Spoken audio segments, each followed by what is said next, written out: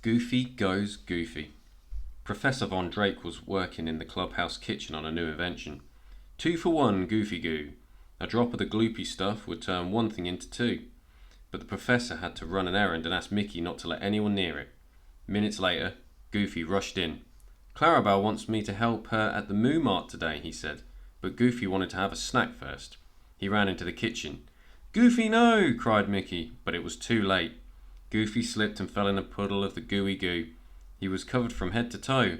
I feel all tingly, said Goofy. Even my tingles are tingling. Suddenly, pop! Goofy split into two. Pop, pop, pop, pop, pop.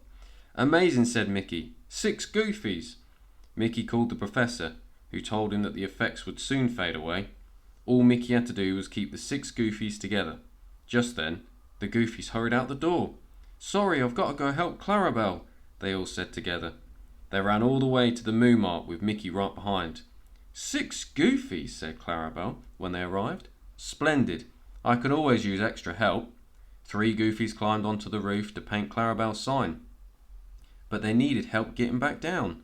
Oh, Toodles, called Mickey.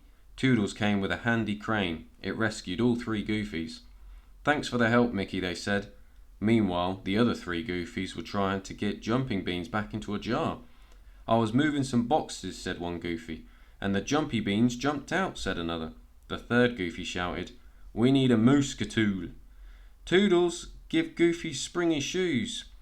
They bounced up and down and caught every jumping bean. At the end of the day, the 6 Goofies and Mickey got back to the clubhouse just as the professor arrived. At last, the effects of the gooey goo were wearing off. Tingly, the 6 Goofies said, and at that moment, pop! Goofy was back to being himself, all in one. Wowee, said the professor. It worked. Mickey laughed. What a goofy day.